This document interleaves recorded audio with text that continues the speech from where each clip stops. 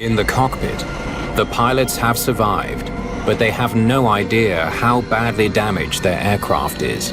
Welcome to WatchMojo, and today we're looking at human errors that led to disasters, personal injury, and legal action. We're not including incidents that were teed up by other factors like technical or equipment flaws. Stella Liebeck spilled just 8 ounces of coffee, but she attracted a flood of attention. Snail in the bottle. An initially pleasant evening for May Donahue and a friend included a Scotsman ice cream float at Well Meadow Cafe in Paisley, Scotland. Everything was paid for by May Donahue's friend. She had eaten much of the treat when a dead snail came with the last pour of ginger beer. This was a terrible oversight in the bottling or shipping process by manufacturer Mr. Stevenson. May Donahue didn't just get ginger beer. The combination of bacteria and sheer disgust caused Donahue to fall seriously ill. The subsequent writ against Mr. Stevenson reached the House of Lords, despite there being no visible injuries that constituted damages under British tort laws. That threshold changed after Donahue was awarded the modern equivalent of over £40,000. This landmark case has been keeping food manufacturers more on their toes ever since. The decisions of courts in cases such as Donahue against Stevenson are hugely important and have a significant impact on the development of the law. The misdiagnosis of Allan Navarro. Allan Navarro entered the University Community Hospital in Tampa complaining of a serious headache and double vision. These are signs of a stroke, but also a bad sinus infection. An unlicensed physician's assistant diagnosed the patient with the latter and sent him home with painkillers. The next day, Navarro was rushed into surgery and permanently lost the use of his limbs following a 3-month-long coma. An underqualified diagnostician's snafu led to the Navarro family suing Carrollwood Emergency Physicians for $116.7 million. The court awarded them over $217 million in 2006. After one of the largest medical malpractice verdicts in U.S. history, Navarro donated the entire amount of punitive damages to charity. He passed away in 2018. McDonald's coffee. Because Stella Liebeck's car didn't have cup holders, she had to use her legs to hold a cup of coffee bought at an Albuquerque McDonald's drive-thru. The 79-year-old ended up spilling the drink in her lap. Stella Liebeck was a 79-year-old widow sitting in the passenger seat of a parked car when she was burned on February 27, 1992. It was her mistake, but McDonald's paid the price. After skin grafts and temporary disability, Liebeck sued the fast food giant for insufficient containment of and warning about their excessively hot beverage. All I remember is trying to get out of the car. I screamed, not realizing I was burned that bad. The public debated over whether this was frivolous litigation or if McDonald's really was liable. Though Liebeck technically caused her own injury, the court ruled that the extent of it warranted nearly $3 million in damages. McDonald's now has warning labels on hot coffee cups, but still heats the drink to around 180 degrees Fahrenheit. The size of the award got the media's attention, but it overshadowed the rest of the story.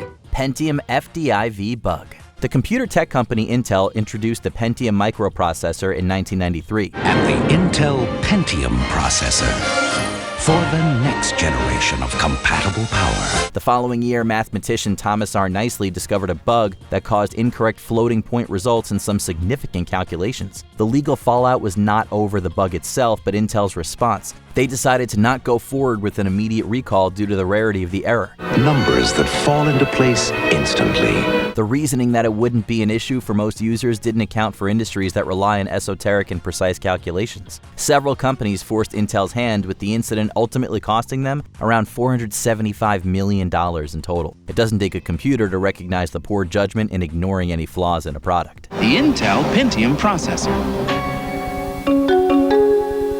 Comair Flight 5191. A large aircraft operated by the Delta subsidiary Comair was scheduled to depart runway 22 in Kentucky's Bluegrass Airport. However, pilot Jeffrey Clay taxied to the shorter runway 26. The plane failed to clear a wall in the adjacent woods, killing 49 of the 50 people aboard. Comair Flight 5191 hurtles into a field less than half a mile from the runway. First Officer James Polhinky survived with severe injuries and had to have a leg amputated. Most of the passengers' families filed lawsuits that ultimately cost Comair over $270 million in settlements and damages. Comair in turn sued the Federal Aviation Administration for understaffing air traffic control, leaving U.S. taxpayers with 22% of the bill. This goes to show the potentially huge consequences of a single oversight in commercial aviation. 5191 was, according to this veteran pilot, just an accident in every sense of the word. Asiana Airlines Flight 214. After traveling from Incheon, South Korea, Asiana Airlines Flight 214 clipped a seawall during its final descent in San Francisco on the morning of July 6, 2013.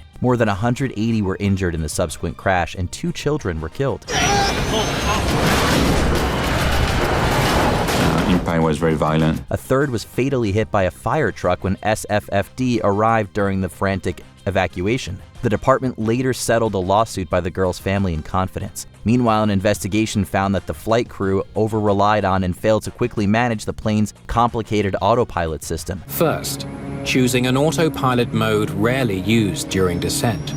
Then pulling back on the thrust levers when that error put the plane into a climb. Both Asiana Airlines and the plane manufacturer Boeing were hit with more than 100 lawsuits over technology that was too hard to work and a crew that couldn't handle the pressure. We've talked a lot about over-reliance on automation, but airplanes still fly pretty much the same way they have for decades.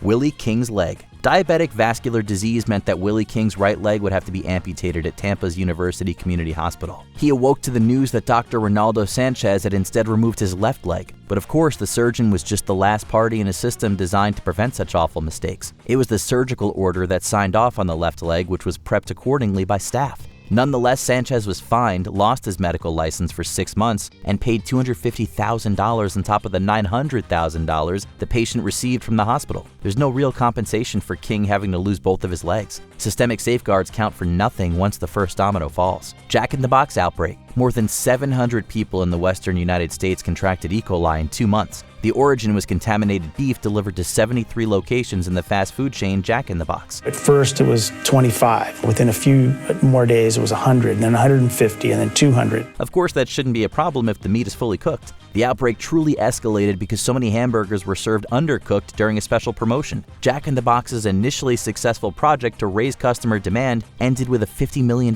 class action suit settlement. They also covered victims' hospital bills. Jack in the Box is running full-page ads in newspapers offering condolences to victims. After legal action reached the provider Foodmaker Inc., the federal government tightened food safety measures and raised the standard temperature for cooking hamburgers. It's just a shame that this took a misguided promo in many careless kitchens. The USDA for the first time set a zero-tolerance policy for E. coli 0157 in raw ground beef. American Airlines Flight 587, a regularly scheduled flight from New York to Santo Domingo, had just taken off when it crashed into a neighborhood in Queens. All 260 people on board were killed, as well as 5 bystanders.